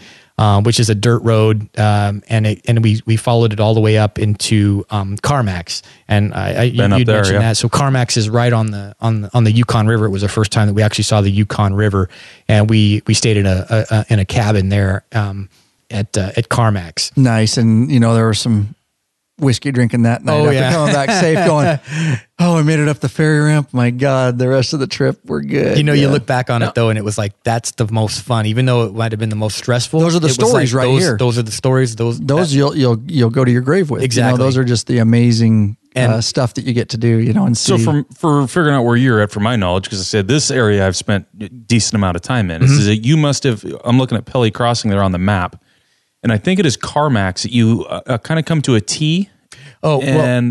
See, Is that okay? The So Pelly River. There was a Pelly River, but that Pelly crossing is not that's the not actual it. area. It was over by Ross River, but Pelly crossing, obviously, the Pelly River. Gotcha. That must be something. But I know you get up to Carmax, and basically the road kind of wisen there, from what I remember. I must be looking also up like towards Stewart Crossing. Up north of there, you got one way you can go towards Mayo. It's just north of that crossing. Stewart Crossing, right? Stewart Crossing, that way you can go to Mayo, and the other ways you start going to Dawson. So I'm just kind of trying to reference my own where I'm at a little bit. So, go ahead. I'm sorry. Now, did you went through Whitehorse, correct? No, not you that didn't. time. No, because On the way south, though, I'm saying. Yeah, On the way south, you came through there? Right, we did. Yeah, we I hit thought you Whitehorse went and through. then That's what I was asking. We cut off at Johnson's Crossing, which was before you get to Whitehorse to get onto the Knoll Road. Right, you were north. You were northeast of it coming in, correct? Basically, just east of it. Okay, It just right. straight shot over. Okay. And so from Carmax, we stayed the night, and the next day we were heading up, and this is where How our did you stay the night in Carmax? Just on the side of the road? No. Cabin, No, you said, right? there was cabins there, no and shit. it was nice. They had a nice little place to eat, and it's a small, tiny little town. I don't know. You said 14 years ago, but I mean, it's probably been built up a little bit since then. Can I ask you this? Sure. This is where we're going to get into a little of the other stuff and questions I had you as we move forward in this trip. So, because I'm asking, because when we go on our trips, I do the documentary films. Yes. I have one in edit now, which was our recent trip. It won't be out till November probably, but it's How many edit. plugins do I these do. rooms have? Thank you. Seriously. Like, I know it's stupid, but it's like there's electricity at the cabin. Yes. Okay. So this isn't so desolate that. No. So I would be able to charge batteries. Obviously. I did every night. Okay. Because we talked about that. You like photography and Yes. stuff like that. And so Yep. you're able, did you do any video? I did some video and GoPro and style, or- GoPro. Okay. I wish I had like you a drone. I would think that would be Some drones, some that would be GoPros, really some, cool. some vlogging cameras, stuff Exactly. like that. Yeah. And the I would thing- document the shit out of this. That would be a great. Oh man, yeah. I'd be in seventh heaven. I wished I had the video of us coming back on that ferry because my GoPro camera was dead by the time we got back. Didn't have And enough, there was batteries. No way we could charge when we were out there. We'll get it on the Harley when we do that. How many batteries did you have? Yeah, right. Yeah, no doubt. Yeah. How many batteries? I only took 2 batteries. Okay, because I got like 10. So, but if That- you did that, you'd be you'd okay. have been okay. Just be conservative on You how would you have use been them. fine. Okay. Oh yeah, if you have 10 batteries. I have 2 GoPros and like 10 or 12 batteries, but I even take those on our road trips just in case. Yep. There's not enough time to charge at night, so I always have The problem- batteries. Are you nerds done now? Nope. Yeah. We're just getting started. Well, the problem is sometimes I forgot to shut the camera off, and then I've Yeah. got all this video of just stuff that I know Of I'll never nothingness, use, right. and that's the problem. And I put it on the bike in locations I couldn't just hit the button or not. Yep, So yep. I need multiple cameras, I think. But- You do, and Yeah. it takes time to figure all that does. out. Yeah, So to get a system. Yeah, Good. I'll try to keep us rolling on the here, just because the big turnaround point for us was to go to Dawson City, and so from Carmax we headed north and made it to Dawson City. So That's got to be some pretty good riding. It in is- that area. it is It's fun. nice. They cut the trees back fairly well on the sides of the roads. They're nice curvy. The roads are pretty good. I mean, some pretty. it's pretty good but- Harley riding. Oh yeah, Oh, yeah, I'd be, yeah. But I will say, I'll caveat that again with they were doing a lot of construction Oh, yeah. on there, and so there were times when we would have delays of 20, 30 minutes of having to follow a pilot car. So then what ends up happening then is as you're stopped for a pilot car, all the RVs start piling in there because Right. this is where guys are going with the Gold Rush, all the shows of Gold Rush and Oh, everything. yeah. Everybody's wanting to go to Dawson City. The now. Winnebagos. The Winnebagos. So 1960 Winnebagos. Yeah. if you were lucky and they saw you coming, sometimes the flaggers would flag you above everybody, in front of everybody, and so you could actually get up there and get ahead of the traffic if they were on their game, and they were kind enough to do that. And so it's beautiful territory, but we're going to get to the most beautiful parts of the trip for me. Carmax to Dawson City, it was good, but it wasn't a must see. Right. You started getting into some tundra area and stuff, and it was just, there wasn't a ton of things that I would say it was a must see. So we get into Dawson City, and there was a thing on my bucket list that I've been wanting to do, and I know that I talked to Popeye about this, and it was the sourdough drink that I know we're kind of rushing. I want to get through because we still have a lot of stuff I'm trying to get through. You're so I'm trying to push it. Please keep going. And so we get into Dawson City. We get in there, and one of the things years ago I'd seen a special on these people that had built a raft, and they rafted the entire Yukon River, and they showed this thing where they went into the downtown motel or hotel, and there's a drink called the sourdough drink. And I know Popeye's worked up there, and he's had a couple. And more than a couple. Yeah. So no, say it isn't so. Well, you only do it one at a time. So the history of how this thing happened was during the bootlegging days. They were running alcohol to Alaska from the Yukon, and during one of these times, there were two brothers that were doing this, and one of them ended up getting frostbite on their toe, and so to try to save it, they removed the toe and put it in some alcohol, and so this jar was actually left on the shelf in a cabin, and several years later. This toe was actually found, and they brought it back to Dawson City to the downtown hotel, and it kind of became this drinking kind of a dare, kind of a drinking dare, and so basically what they do is they give you like a shot of Yukon Jack. There's several different types of drinks you could utilize, and they've got a guy there that comes in every night and from certain times, and he's called the toe captain.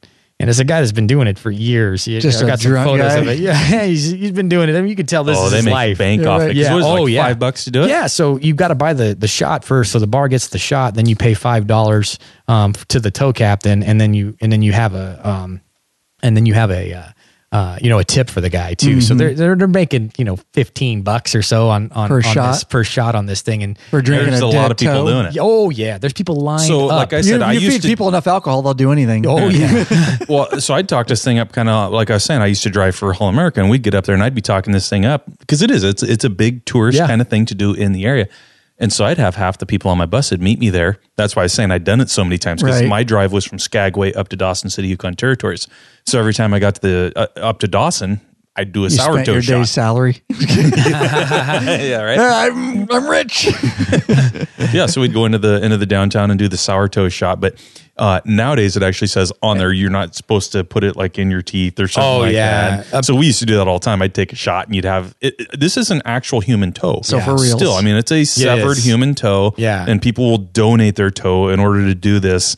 And so you take the shot, and then I put it in my teeth, and everybody go nuts because most people don't do that. Yeah, exactly. They're pretty strict on that, and they say that there's a $2,500 fee for putting it in your mouth or swallowing it or whatever, which has happened. I mean, so oh my god, so you get drunk and swallow it. Yeah, you're dealing with drunks here. Oh yeah, what do they expect? So the guy that he picks it up and he's got this spiel, and you give him your driver's license, and he puts you in the book. Because you're actually in the archives after you do this shot, and he says you can drink it fast, you can drink it slow, but your lips must touch the toe, is what he says, and so you do the shot, and the lip the toe has to touch your lips, and once you do that, you're in the archive books, and you also get a certificate with it as well. And so it's just one of those things that I'd seen years ago, and was one of those to say bucket list thing. I rode all the way up to Dawson City and did it. And it was just kind of it was kind of cool to get it done. I had it on video and took some photos and stuff like that. And so basically from there we stayed the night. One thing we actually met a woman that actually worked for those of you that listen and watch that show Gold Rush. We were actually sitting at the bar. You met a woman when you've been gone we should just move on.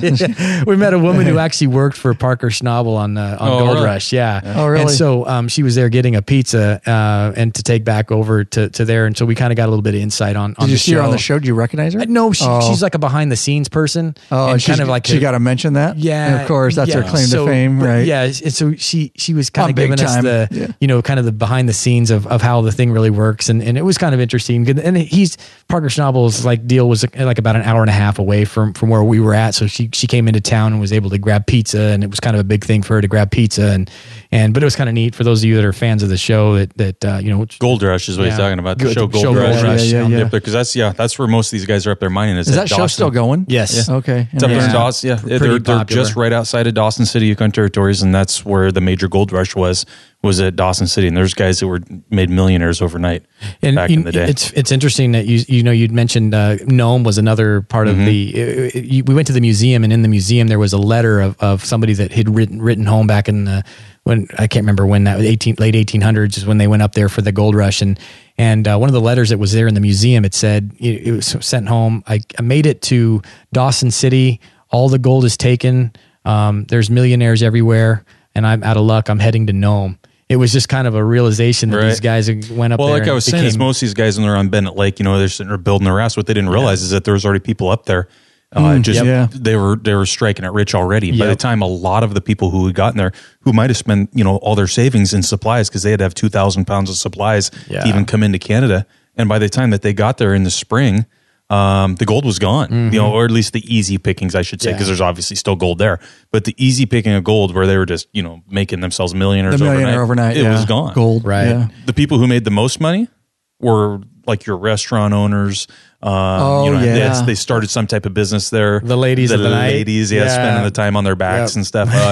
They were the ones who raked it in. They were raking it in. They made the money. Then that was in the museum. I mean, they actually had a whole section of the museum dedicated to the ladies of the night there. It was kind of interesting. Did you get to Diamond Tooth Gertie's down there? It was closed, and that's stupid. but they have it open seasonally, they said, and it just didn't happen to be open during that Should have been open then. Yeah, what's that's that? a big tourist season. It wasn't. So Diamond Tooth Gertie's is it's a gambling hall, and they do like a can show. The girls up there dancing on stage and stuff. The last time I was in Dawson City, Yukon Territory, is the last night I was, well, maybe not the last night I was working, but I was gambling, and I was way up, doing good and having drinks and stuff, and I was buying rounds for the whole table. And nice, having a good old time. Popeye style. Yeah. It was a good Living time. life large. Yeah, buddy. It was fun.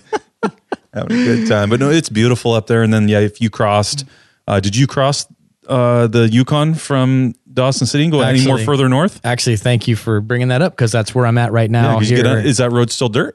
Yes. Nice. So when you cross, so moving on to the next day after we left What day is Dawson this, City, we are around day 9. I'm kind of pushing here because I know we're because I do have some questions too. Yeah. So good. This is great. I'll keep going, and you tell me whenever you chime in. So I just would like to share some of these things here. So once we left Dawson City, we jumped on the ferry that crossed the Yukon, and which was a beautiful, nice ferry. It takes about 5 minutes to get across there. And the guy that's running that ferry he knows how to handle a boat, because it was that is a rip roaring river over there, and he was piloting it. We took our charter buses on that thing. Yeah. Oh yeah. Yeah. Big old charter bus. It barely fits on. We put 2 of them on there. Wow. And it sinks that baby down. Oh, dude. yeah. It puts it down. And then, imagine, so it's like a steep ramp coming on and off each side. Yeah. Yeah. So, I mean, that damn bus, it's a hell of a deal to even try to get down in there. Oh, sure. Yeah. So we take the ferry across, and once you get across the ferry on the other side of Dawson City, you're actually on what they call the top of the world highway. That's where the start of the top of the world highway is. Played golf at the top of the world golf course up there. Most northern golf course, they said, Is that right? I think in the world. There's moose and shit out running around on the freaking golf course. Eating your golf ball. Yeah. Hey, motherfucker. This is a must see. If you're going to put a road on there to go see, it's the top of the world highway on the other side of the Yukon. It's a dirt road. And again, I would not recommend you going on there on a Harley if the weather was bad. It was already kind of hard packed clay, and I mean, you could do it. Right. But you would just have to be really cautious. And it is a long, wouldn't be ideal. I mean, it's not just a little bit and then it gets to clay. And what's this? Top of the world highway. Top of the world highway. So Thank this you. is I north just of wanted to make Dawson sure. City. Yeah. Okay. Top of the world highway on the other side of the Yukon from Dawson City. Okay. So you jump on there, and I mean, it is a beautiful, beautiful ride. And on both sides of you're looking at it, and it's just like the mountain range just go on forever. And it literally feels like you're at the top of the world, just looking in every direction. It's just mountain range. Yeah, because you're kind of riding along, or riding, driving, whatever, along the top of the ridge line. Yes. So it falls off on each side of you, and you're just looking out, and as far as you can see, it's just mountain ranges. Yeah, it looks like the world is curving away from you. I mean, that's how Wow. it's just really it's cool. amazing. I went up all the way to Eagle. How far did you get up to Eagle at all? So Eagle, I think it was Eagle Village. You can see it if you followed it all the way up. I think that's the furthest north I have been. Okay. I think that's where we ended up. I think where are we at here? Dawson. It's a ways Dawson north. 9. Okay. Here's Dawson. Oh no! I only made it up there once. No, Eagle. I think that shot away. There's a road that veered off north from there, so we didn't go on the Eagle. What we did do was come down into Chicken, Alaska. Oh, let me back up there because that's the northern. There's an area up there that is the northernmost border, U.S. Canadian border, and that's called Poker. It was called, I think, Poker Creek is the northernmost U.S. Canadian border, and what's really unique about that was when we got there, there was two guys from, there was one guy from the customs border, and there's two cabins there in the middle of nowhere at this. There's just nothing there, and these guys live up there. And they live in these cabins, so they got to take enough gear to stay there for about 2 months at a time. That's where they go. Do you remember the name of the park that is outside of Dawson? It'd be just south of Dawson on the east side of the road. I don't. Provincial Park is beautiful back in there. I was wondering if you had went back in there, but I had ran into people in there who had ridden from all the way in South America. Yeah, and they were riding to Prudhoe Bay. Yep. They were on the road for riding bicycles. Wow. Riding bicycles. They've been on the road for 2 years or something stupid. Wow. Are you kidding me? Oh my God. You have a job? That's yeah. Where the hell did you get all the money to do this? I need to know what job that is. Right. Yeah, No shit. dude. One of the questions popping up, just because I do want to get some of this in. Sure. So we've got Andy Van Veen. Oh, wait. No, he says, Moose 3971. Perhaps I missed, but do you carry any type of tools? And I do want to get to the rest of it, but I think this is a good break. Absolutely. Yeah. So the question is, and I want to get into it, maintenance, and you guys worried about breakdowns and all that kind of stuff. Give us a quick breakdown here in a moment of what you actually carry for tools.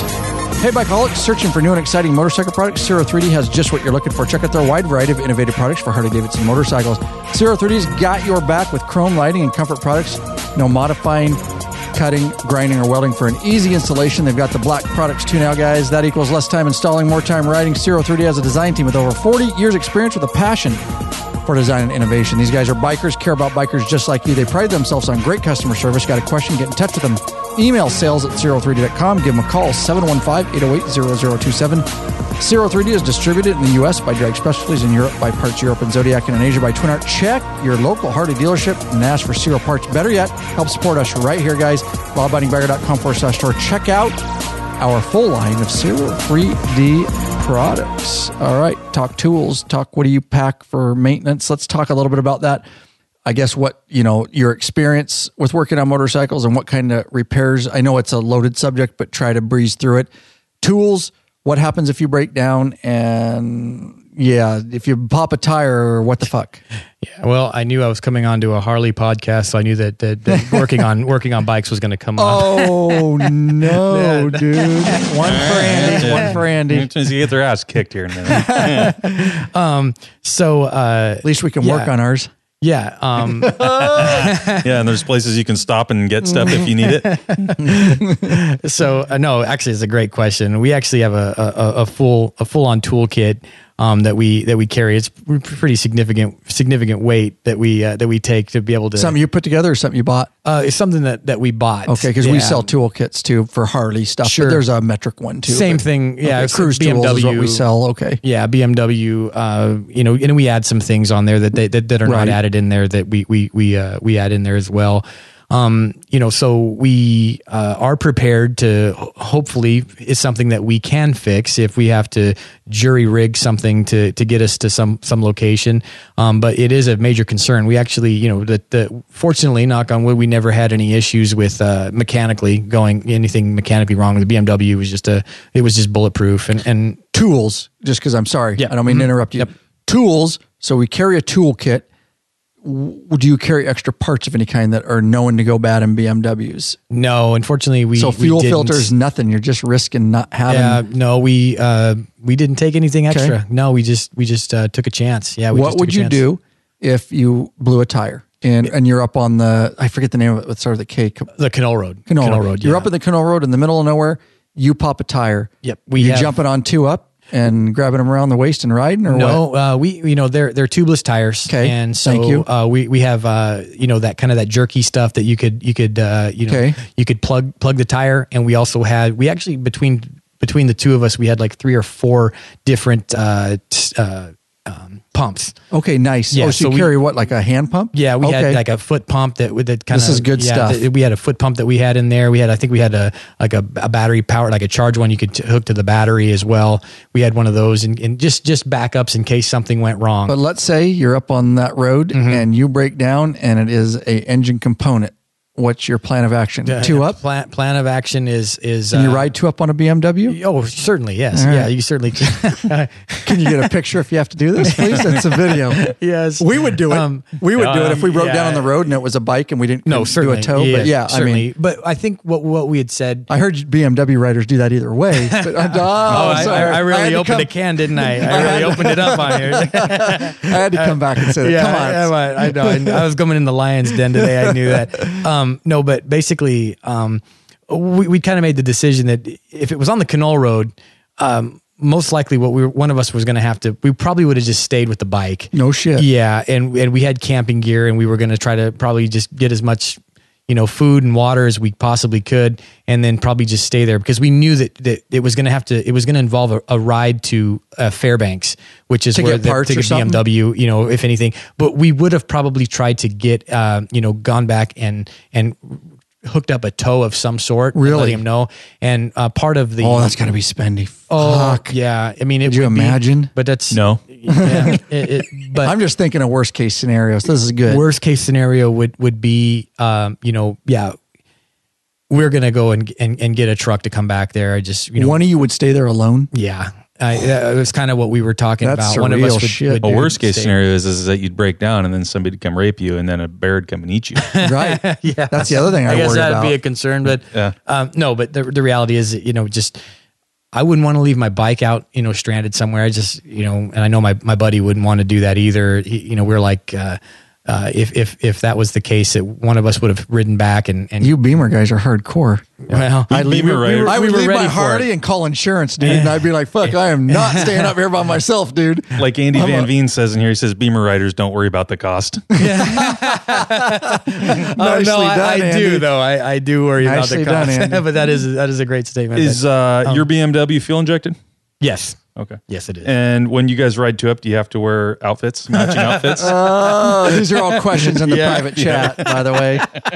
Good shit, dude. Ross Tome's back on there. Yeah, no. Cheaper to helicopter it back home. No shit, Ross. No shit. This is. I'm glad you're answering honestly. No, that's a fact though. I mean, you're answering honestly, and I appreciate that because I'm honestly, if my Hardy broke up there, I'd be like, yeah.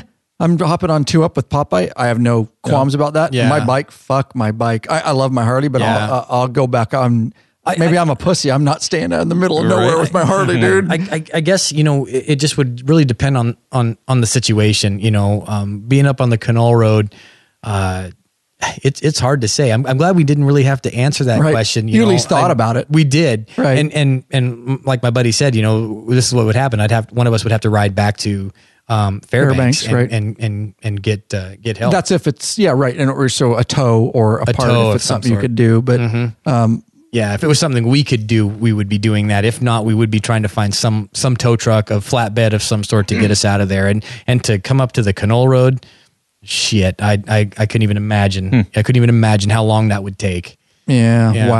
Wow. Okay. So you got the tire pluggers and all that. So that's good because tires is a common thing that can go bad, but no extra parts, just tools. Obviously you can do some roadside repairs. Talk about camping a little bit because these are some of the meat and potatoes of things I want to know about. You're in bear country. Like what precautions? Let's talk. Oh God, I have so many. Let's talk camping first, and then I want to know about food. Okay. So let's talk about camping. Okay. What the hell did you guys do on the 2 nights you camped to not get attacked by bears. So we have 'Cause you got no guns. We know that. yeah, that's we've clear. got no gun, but we definitely have we had multiple cans of bear spray. That's legal in Canada? yes. Okay. Oh, yeah. they still love pepper spray. Yeah, Good. they All still right, allow good. that. But the thing is, you can't just bring in any type of spray. They're very specific on that. You got to have animal bear spray. If it's like mace or something else, they won't let you bring that in. But Right. it's got to be specific. Like Yeah, the bear don't like it, counter-assault. but you spray somebody with a freaking bear spray, Right. I'd have to imagine that'll Oh fuck them my up. God. So, yeah, and bear actually, spray's harsh. If anybody hasn't had a chance, go on there and look up some YouTube videos of them using that bear spray, because there's guys that will tell you that they've shot bears in the head with a 357 and it didn't do anything to them. But Correct. that bear spray getting into their membranes and their nose and their eyes, If they can't see, it's harder for them to attack you. And if they can't see. instantaneously, Really fucks them up, huh? There's a good video of a guy in a tree, and this bear is climbing up the tree, and the guy sprays this bear spray, and it just runs away. I agree. There's some good Dogs too, videos. same thing. You fuck Oh, up yeah. their eyes, and they can't see anymore. They lose their power. Exactly. It puts them in the food chain again. Yeah. Exactly, and so Their there's skulls are so thick a bullet. They're like, I got a headache, but shit. And now I'm pissed. He's gonna maul hit you. one, hit one in the chest, blow their heart out, and those things got so much blood in them, they'll keep running They'll at keep you. going. Yeah. yeah. It That's crazy, huh? It's crazy that spray would work better than a 357. I mean, and you're not On a gonna bear, hit. You're right. not gonna. If that thing's charging, Sounds like a you're- liberal. Yeah, So- totally. It's better just to hug him and talk to him, Yeah, right. exactly. because Yeah. you'll talk him down, and we hug each Just other. spray we him. hug. Just spray him. Exactly. But so you were asking about that. And Ross Tome says wasp spray is the best, shoots 30 feet. Interesting. Wasp But that would spray, sting the shit out of him too. Wasp spray's probably illegal up there too. Just kidding. Yeah, good. All right. Enough dogging on. Yeah. So camping gear. What kind of questions do you have about camping gear? Yeah, so let's talk about because Pots and pans and I'm, shit. Do you carry that type of stuff? Yeah, I'm with you? totally I'd interested be in, curious. in the writing, but yeah, like what? Yeah. Okay, go so with that. We did a lot of research on this, and one of the Food. best. Yeah, what do you eat? So one Restaurants? Yeah, Tent. go ahead. one of the best Sleeping bag. Can We I- got a can I lot answer of- the fucking we got- question. Can I answer? That's a loaded question. Jesus, let me answer the So fucking yeah, question. just do Firewood. that. Do that all in one. How do you Lots live? of firewood. Yeah. Do you stop for lunches? Do you have sandwiches, beef jerky? Just talk about it all Yeah. and how you eat when you camp. And So stuff. beer. we Obviously, were- if you're at a cabin, you eat at a restaurant, or if there's a Right. restaurant. Okay. But when we were at the gas stations, we were loading up on just different types of snacks and stuff like that, granola bars, whatever, nuts and But whatever. you were loading up on that. yeah, Dude, I you got knew me. it was coming. Yeah, my mouth was open on that one. It got me. I'll bet it was. All right, yeah. It's getting ridiculous around here. That's funny shit right there. Actually, to answer your question, I ended up getting us those camping, like the freeze dried food. Yep. And it's kind of the best way. I mean, it takes up some space, but we knew we weren't going to be camping for 14 days. It's so a I only took special few. BMW freeze dried food with the Special BMW logo, stuff, like Harley, yeah, right? It's Harley Yeah, food, right? Yeah, Harley food is like wieners and peanut butter. So, but no, Good one. Good one. Oh, we're going. This is getting great. no, Winding but down here. The freeze dried food works really well. We all you got to do is heat up water and then just add Right. the water and eat it right out of the bag. And so, that's what we did, and we just would eat that. And then what we did make sure we did was For you Navy guys, that's called an MRE. MRE, well, right? It's freeze dried. it's a lot better Air than Force MRE. and- I've eaten plenty of those, and this is way better. Yeah. way better than MREs. And so You carry these with you. we carried them in Multiples. This is only when you're camping. only when we were camping. Okay. And the one thing we did make sure that we were doing is afterwards is we were really securing the trash away from where we were sleeping, bears, thank obviously. you. Yeah. So we would bag it up, several bags, and to just kind of tie it off and move it to the other side, and we would take the trash out with us. So those are the bear precautions that I asked, right? Right. Yeah. Bear precautions. So working at hunting camps, I mean, we'd have fucking multiple animals down in camp. Oh yeah. And we yeah. just kind of put the meat over in a separate area, and very rarely did we ever have bear problems. You just don't and wanna if we keep it did, in your that's a tent, good thing right? because then we'd shoot them. But Right. There was a couple of guys. Good point. There was a couple of guys that showed up on motorcycles that actually had these containers. They were bear-proof containers, Yeah. and so you can get them and just it keeps the scent in whatever it is. That But you God, got it's a lot and more everything stuff you like have to that. pack. Oh, You really yeah. have to decide here, right? This guy it looked like he had a fishbowl on the side of his thing. I mean, it just wasn't very. I mean, for a motorcycle riding, it just didn't seem like it was very Practical. Practical. Yeah. And so basically, you just throw in some light food, Yeah. Right. Some light dried food. Right. And one of you guys carried a tent, or you each carry like a 1-man tent apiece, or we what? each carried a tent and a sleeping bag, and did all the research on that. The one thing that we did make sure that we did was get a good sleeping bag that would get you below, some real low temperature. So a down bag, basically. A down bag would be good. But then you got to take a look at how compact can it get, Right. So I had all of my camping gear in one, dry bag. And so I was able to put, my tent, a sleeping pad, which is a must. What's a dry bag? Just a keep everything bag. dry? It's just a waterproof bag that kind of folds over and then clips down. So, I mean, you could submerge it. It might even float but it's one of those things that we were able to put all of the camping gear in there. But a sleeping bag is a must if you're, you got a bad back. The last thing you want to do, obviously, is sleeping on rocks and everything. So the camping part concerns me, but because I don't sleep in hotel beds as it is. But the downside with camping is you're gonna need space on your bike, and there's just no way around it. You have to have a tent. I guess you could do. The way to do it. We were talking about doing the Washington back roads, and we would do like a hammock because we knew there would be trees and a sleeping bag with a tarp, right? And that would be really lightweight to be able to travel that way. Did you guys take? And I don't mean this. We could go down a road of jokes here, but I'm just asking. You guys could cut space. One of you could carry one thing. Did you guys each carry a tent? Because one way you could cut down is one guy carry a 2-man tent. Okay, you're carrying that. You're carrying the bear container or whatever. Yeah. Right? No. So I mean, you guys are homophobic, basically. Weird for a BMW, right? Come on. We could go. I'm teasing. I love BMW. I'm teasing. No. We each carried like a 1-man tent, and just enough. They're so small, but they still, are. Yeah. But just because they're lightweight, and so they folded up really small and compact. So we would get to camp, set up the tent, throw our sleeping bag and everything in there, and somebody got a joke over there. Yeah, Ross Tomes. Read it because I just Ross laughed. Tomes says he knows what a good bear restriction container is. The name of it, it's called a Holiday Inn. That's true. Absolutely. No, I would try not to camp as much as I could. But once you've got I've the camped stuff out a bunch up there, out in the middle of I'm just not nowhere, a camper, dude. and never. Well, I'm not. Army wore me out on camping. Right? Yeah, I was going to say, dude. As far as worrying about bears, I mean, you just don't. It's not like they're coming to. You have to be really fight, stupid. Usually. You have to do stupid shit. I mean, they can come put around. a pizza on your forehead and go to sleep on your chest. Basically. Right? Yeah. I was never. The thought was always there that the bear was going to come by, but we never had an issue with the bear. Coming by. You guys use precautions though. So we use reasonable precautions. Yeah, you're probably going to be okay. We got we didn't want to be, you also don't want to be down next to a river as much as beautiful as a camp spot is next to a river. Last thing you want to do is wake up and have the river rise overnight and now you're soaking wet. It starts fucking raining hard. Get out of the river basin. Right. Well, yeah. But even if it's raining, if it's raining or snow is melting up north, I mean, it could rise and you don't even know it, not even because of rain. So, okay. Very good. Very good. Let's do this. And then we're going to get into the last meat and potatoes of this and just go for it, dude. All right. Get into it, Popeye. Oh, am I doing it? No. It's up to you if you want. I'm feeling it. Do it. Oh shit! No. All right, hey, you better do this one. Searching for new and exciting motorcycle product. Zero 3D has just what you're looking for. Check out their wide variety of innovative products for Harley-Davidson motorcycles. Zero 3D's got your back with chrome, lighting, and comfort products.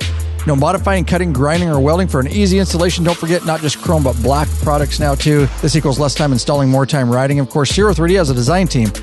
Over 40 years experience with a passion for design and innovation. And that's right, these guys are bikers and care about bikers just like you, which is super important to us here at Law Abiding Biker Media. They pride themselves on great customer service. Got a question? Get in touch with them via email, sales@zero3d.com. Give them a call, 715-808-0027. Zero 3D is distributed in the U.S. by Drag Specialties, in Europe by Parts Europe and Zodiac, and in Asia by Twin Arc. Check your local Harley dealership. Ask for Zero Parts. Better yet, support us right here. That's right. Head over to lawabidingbiker.com/store and check out our full line of Zero 3D products. There you go. All right, where are we at on this?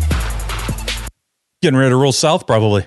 Yeah. So, do you have any other questions before I want to hear the end of the trip? Oh yeah, we're going to sail south. We're going to sail south. All right. So we talked about, let's talk about one thing we haven't talked about, this is the part I'm interested. I mean, I'm interested in the route too, but gear.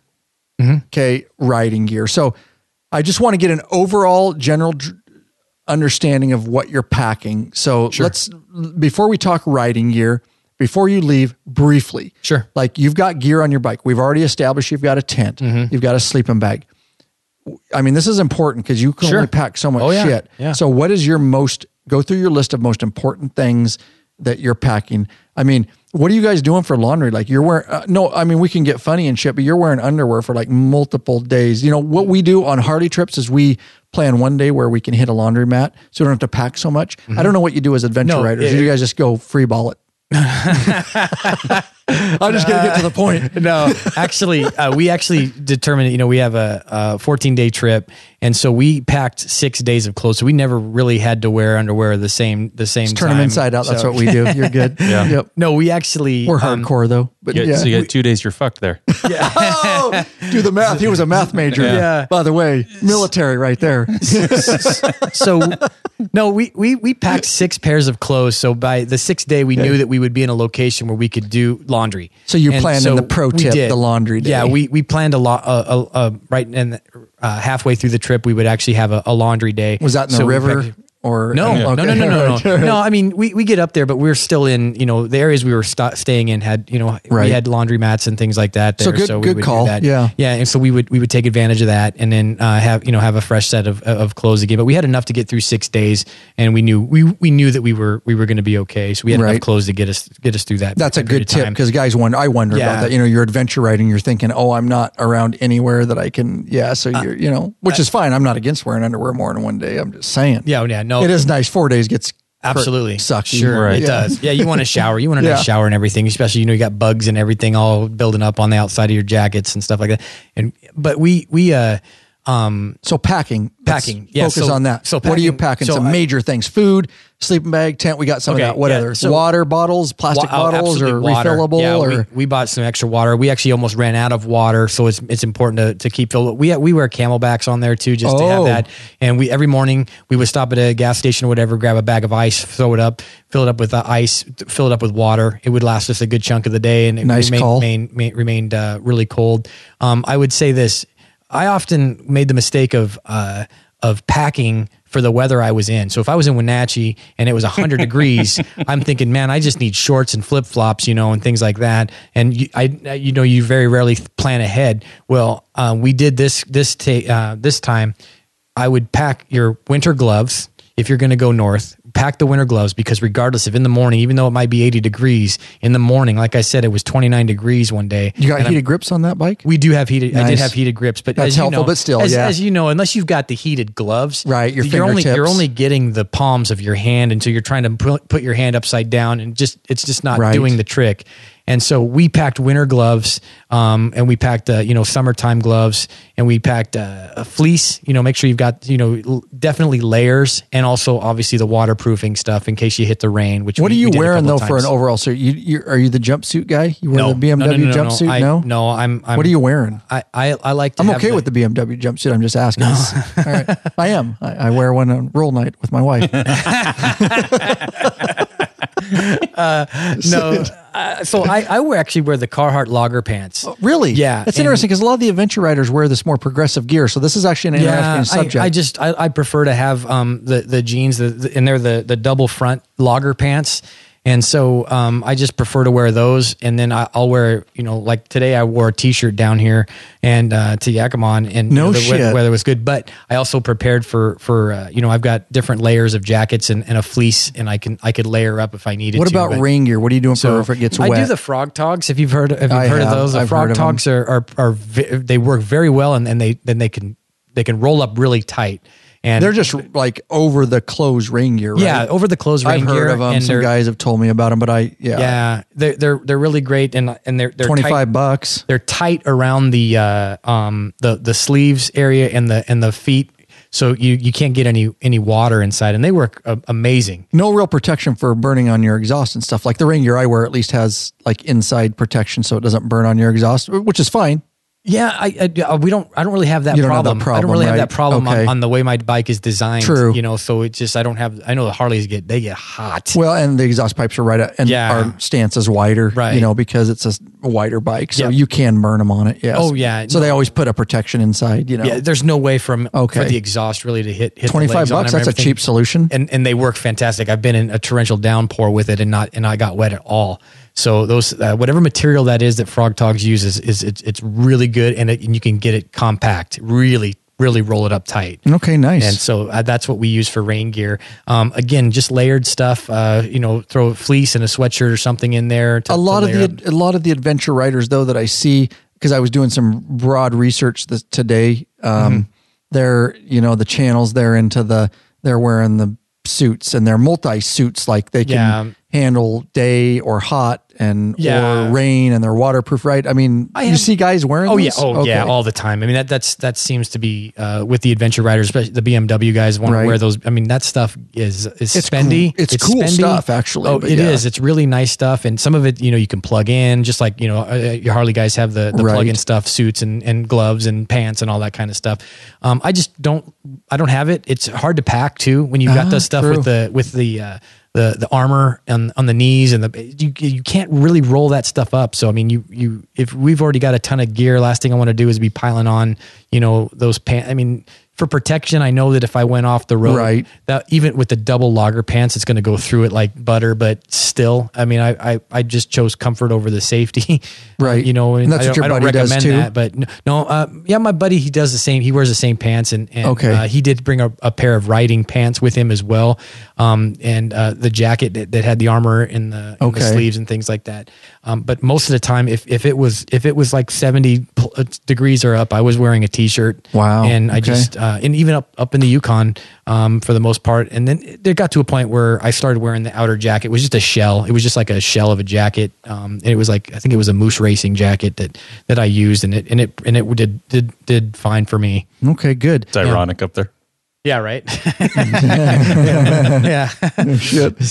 So what else packing? So we've got tent and sleeping bag and tools and some freeze-dried food, some waters, some rolled up fleece lining stuff. Anything else that's a pro tip? Fire starter stuff. See, I wondered about that, like survival kit shit.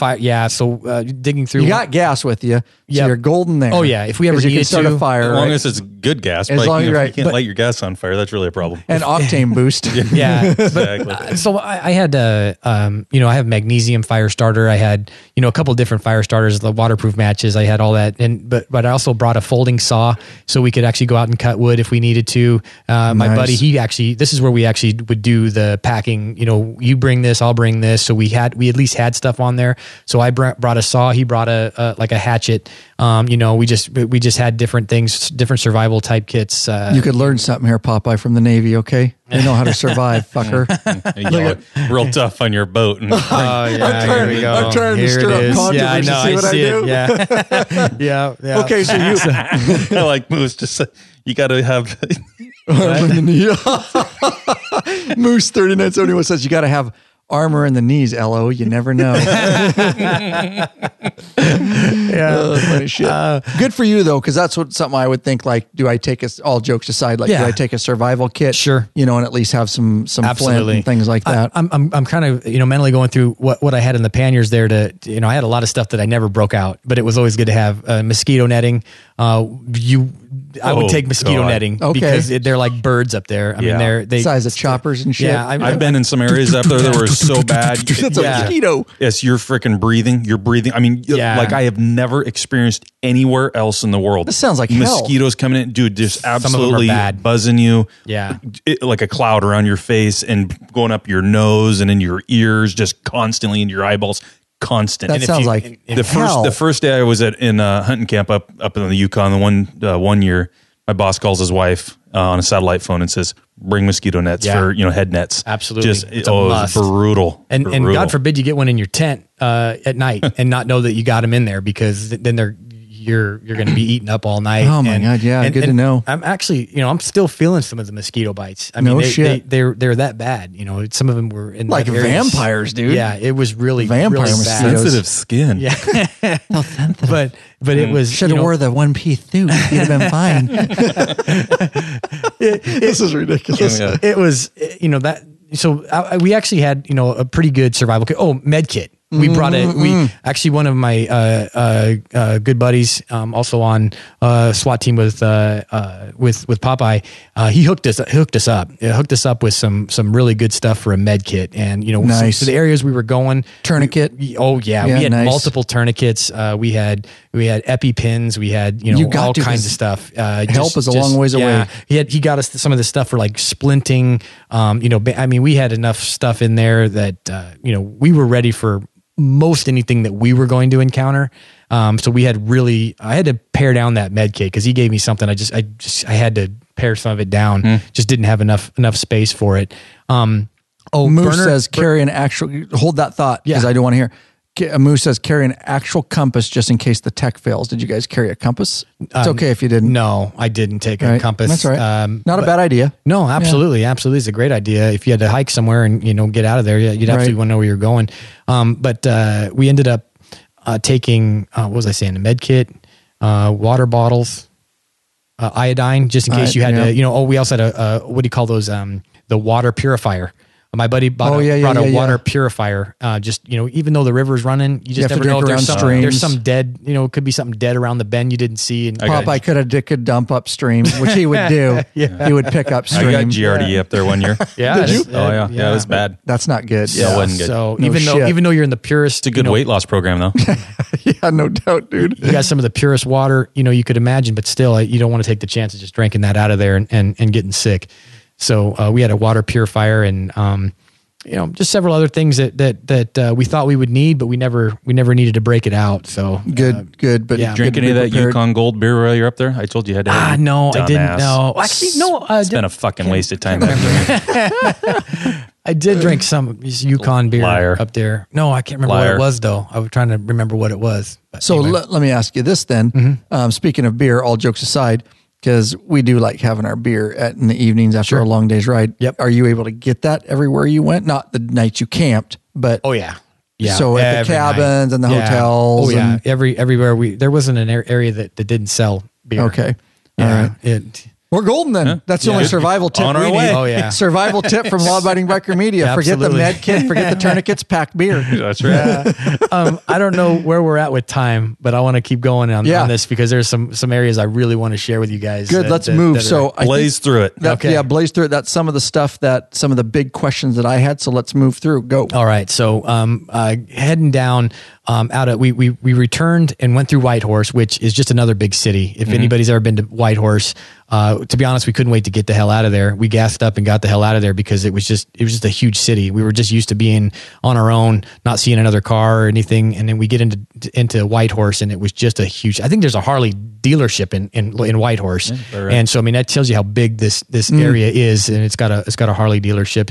And so we just gassed up, grabbed something to eat real quick and got back on the road again and headed back on the Alcan highway. And we worked our way back to Watson Lake, because Watson Lake is where we jumped on the Cassiar Highway. Now, if you Cassier, is that what you said?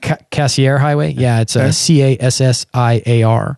Cassiar Highway is a must. That is one of the prettiest rides that we when it came to seeing wildlife and that is a motorcycle road right there, and it starts in the Yukon. And the first part of it, several miles, is dirt and gravel. And so, but then it gets into you go to all extremes. You get really gnarly gravel road to some halfway decent blacktop to pristine blacktop when you get into BC, and it's just like brand new laid down blacktop. But that Cassiar Highway, it goes south and towards Stewart, BC. And over to Hyder, Alaska. So the big thing that I wanted to bring up is Hyder, Alaska. It is an amazing place to see. There's no there's no border crossing going into Hyder, Alaska. So you can go right in from Canada into Hyder, Alaska. Hyder? Or? Hyder. It's on the panhandle of Alaska. And this little town, Southeast Alaska. Yeah, this little tiny town right there. When you cross into it, it's home of the Salmon Glacier, which I'm going to leave a photo here with you of Salmon Glacier. But it is the most impressive glacier that I've ever seen in my life, and it actually curves around. He's only seen one. Yeah, that's it. That's it. I mean, it's not that better far. see one than none. You could actually get there from like Wenatchee. You could get there in a couple days. Yeah, I mean, you could get there in a couple days. It's because we're working our way south, and that is a must see, Salmon Glacier, and it's one of those areas that I would definitely recommend somebody go up and see, and it's an amazing. Oh, so I got to tell my story real quick on that. So the road to get up to Salmon Glacier is it's a dirt road, and it's in places it's kind of like washboard, and it's pretty gnarly.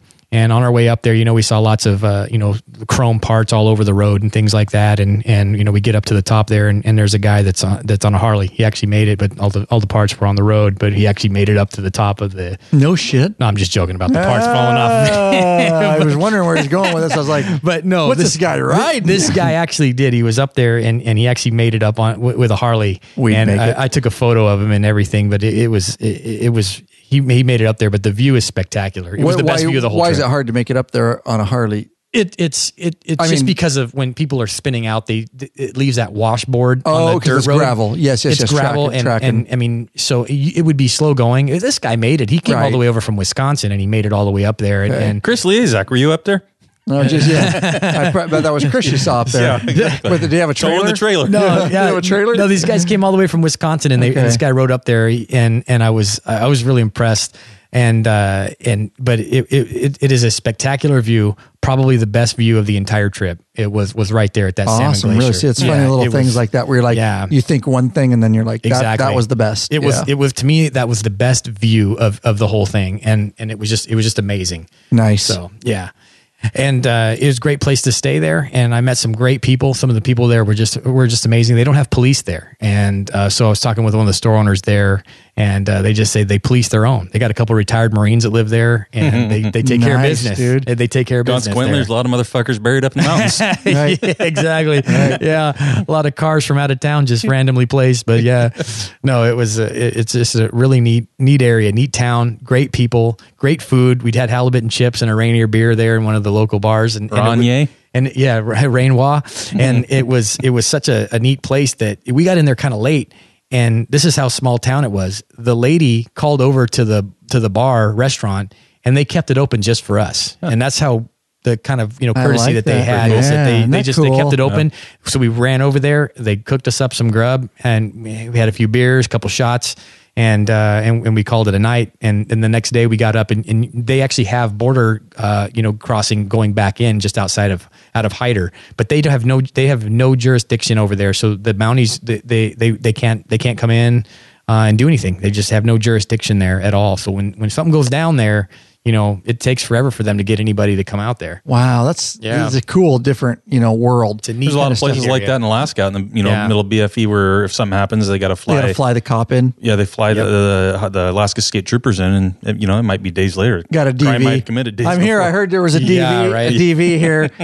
Who was fighting? A couple days ago, right? Where'd he go? They pretty much. I killed that bitch. Yeah, this lady had lived there for 40 years, and she said they just police their own. I mean, they literally police their own, and they just don't have problems. Right. They don't have crime, and they just don't have. They don't kind of have how problems. it was back in the day here too. You know what I mean? You think about it. Yeah, they handled their own. So let me ask this question because it brings up a point as we're winding down, which is good. But I think this is going to be just stellar. This is I got to listen to this back because I can't comprehend everything. I appreciate this. So out of all those crazy areas you were in, did you meet any like really sketchy people? like sketchy, like this guy is like backwoodsy, like these people are fucking weird. You know, not that we're judging. I'm just saying. No. We've never met people like that. I would we say meet people like that on our trips all the time. We're just wondering, we're in the middle of nowhere. Do you meet people like that? You meet interesting characters, but everybody was extremely friendly. When you get up into those areas, everybody takes care of each other. Yeah. And, they pull over, ask if you're okay. I mean, it's just one of those, it's just something about being up in those areas, Alaska, northern BC, Yukon. They just they really care about maybe each everybody other. feels vulnerable, so everybody helps each other. Absolutely. To a certain extent. They do. You know, the only time that I thought we got into some weirdness was at a couple of the, First Nation, tribal areas. They just didn't seem to really like outsiders as much. They weren't as real friendly. We would go up and try to talk, and they just didn't seem like they really cared for outsiders. And they were out there in those little areas for reasons, and they didn't want to be bothered, And so other than that, everybody was extremely friendly. I mean, just bent over backwards for you to if you needed anything. So go ahead, Lee. Nice. Or forwards. I was going to say it. Yeah, there you go. I knew it was coming. Or forwards. I knew it was coming. Bent over forward. You knew it. He's sharp. Oh, yeah. This guy's sharp. He's welcome on this podcast anytime because he gets this shit. He's sharp. I'll say shit on here. And Adam, I'm like, as soon as I say it. Yep. Last time you did it, you're like, go ahead, Ryan. Yep. Go ahead. This guy's sharp. I like him. So yeah, good. And so that way, other than that, I will tell you that the last 2 days after we left Hyder there was major fires going on up in BC, and we were right in the area of we saw the smoke down there. Yeah, the biggest area of the biggest fire in Canada and the province there. We rode right through it, and so all of the scenery after Hyder, Alaska, pretty much for the most part was smoky. Yeah, it was smoked in. So yeah, and so the last 2 days I don't really count as much of the trip, and we rode along the Fraser River our last day, which was really pretty. I'd like to go back and ride that, and that's just in southern BC along the Fraser River. That looked like a really cool ride if it was cleared up. And we crossed over into Sumas, and then I rode all the way back to Wenatchee that day. But good. No problems with border crossings on your trip. We didn't have any. No, we were good. We all did passports. Yeah. Did you do passport or enhanced? Enhanced. Okay. Yeah, enhanced. No drivers. problems with that because we all did passports because we heard enhanced were some issues. I had enhanced. Too, huh? I had enhanced. Oh, did you? Okay, I did passport. All right. Yeah, and so all in all, you had no problems either. Mm-hmm. Yeah. We had 14 days. We did 5,250 miles is what we did in 14 days, and so. Some were long days and some were shorter, but all in all, it was a good trip. Was that? Well, I mean, we're not iron butts or anything like that, but I mean, still, but we did a lot of off-roading though. I mean, so you take that into account, and that wears on your body. True. And anybody that's done that, yeah, you ride 2 days, solid off-road and, long distances off-road. Well, yeah, especially on those seats and those, mid controls. I always said that, that's hard. My knees and stuff, that's a lot different type of riding where you can't really sprawl out on those bikes. You know what I mean? We got to CarMax and we were ready for a bunk, we were ready for a bunk for sure. Was this your longest trip?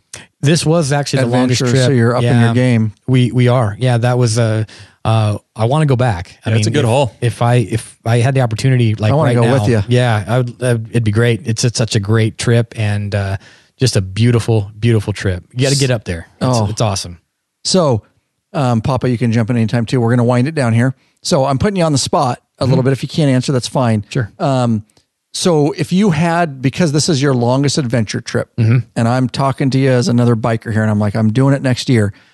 If you could change one thing about that trip or a lesson that you learned that you're like, I would have did that different. What would you say to the audience if you have anything? If you don't, just tell me. I'll move on to the next question. That's an excellent question because I asked myself that same thing on what I would do differently and everything. And I honestly, I would bypass going to Dawson City. Okay. I honestly would. I mean, it was a neat place and everything like that, but I would bypass because it took a long time for us to get all the way up that way. I would have spent some more time around the Knoll Road and over by Hyder, Alaska. That's why you want to go back, huh? Yeah, we realized that we didn't need to go all the way up there. It was a destination and it was like on our minds to just get through and push forward. Now that I've seen it and done it, I'm not telling people not to go there. I'm just saying that for me, if I was going to go do that trip all over again, I wouldn't go as far north as we did just because I found places that I really wanted to explore more. And now it feels like it's calling me back.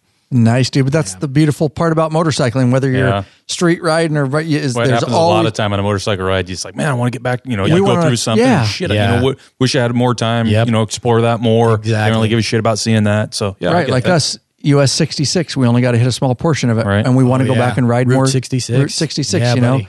Awesome. So, all right, second question on the spot again. If there's one thing that you didn't pack that you really, really wished you would have packed, what would it have been? Or you can also tweak that and say, I would have gotten rid of this. I didn't need it. Yeah. Either way, if there is. To be honest, we put a lot of thought in there, so there wasn't anything that I could say that I wished I hadn't. I guess you and I are camera guys. I guess I would have brought more batteries and Right. more cameras. Okay, good. Just for that fact. Other than that, I didn't really find anything that I could have shit canned either. Because I just didn't want to. The second I would have shit canned it was the second I would have needed that thing, and so I think what I packed this time was probably right on point. What do you guys do for lunches? Because we didn't really cover that. Are you just eating out of your saddlebags? We did Yeah, that some pretty days, like much. beef jerky and Pretty and much. whatever, granola and whatever. You're not going to see a lot of like McDonald's and Right. stuff like that when you go up in these places. So we were eating a lot out of Peanuts, lots of protein, lots almonds. of protein bars, those kinds of things, just granola bars. Things. And you can get those along the way. Oh yeah, yeah. Okay. And we stocked up, so we would have it in case we couldn't find something. So we had plenty of stuff. We certainly didn't starve. Nobody's going to starve when they go up that way. Right. That's good to know. Good to know. Okay. Papa, you got any final questions No. from him? Just that simple, dude. That was amazing.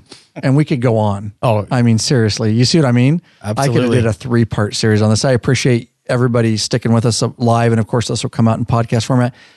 Is there anything else that I didn't ask that you feel is relevant that you just want to get out to the community here? Well, I would say, I have this little things to remember. We covered a lot of those, but one thing I would say too, if you're going to go into Canada, make sure that you call your banks and get your credit card and let them know, because of the way that things go. That's any trip. Yeah, exactly. We do that in local trips. Yeah. But especially if you're going to Canada, because they need to know each province you're going to. So even if you're going into like the Yukon things, 'Cause it looks fraudulent. Let them know. When I leave on these multi-toured, multi-state tours, they've shut my card off in the past because I didn't call and tell them. So every trip I go on now, I call it, here's the states I'm going to be in. Otherwise, they'll shut your card off. True. Exactly. Absolutely. That and the cell phone if you're going north of the border or outside the U.S. Oh, yeah. Pay for the plan. We mentioned the cell phone. Make sure you pay for that extra international texting or whatever. Right.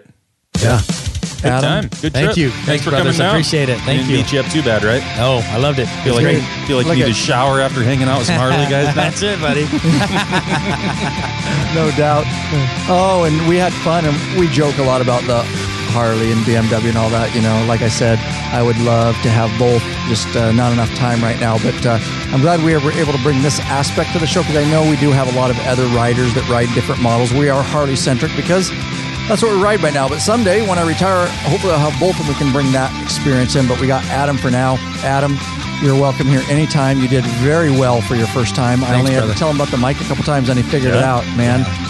Stellar information. Thank you. All the notes you brought. Thank you. And for riding down today. And hopefully someday when I retire in the future, I'll be able to ride with you. Love that. Love Adventure. it. And you're always Anytime. welcome with us. If you ever You want to too. ride a Harley, I got 1, 2, 3 of them out here. I don't know if Popeye would allow that.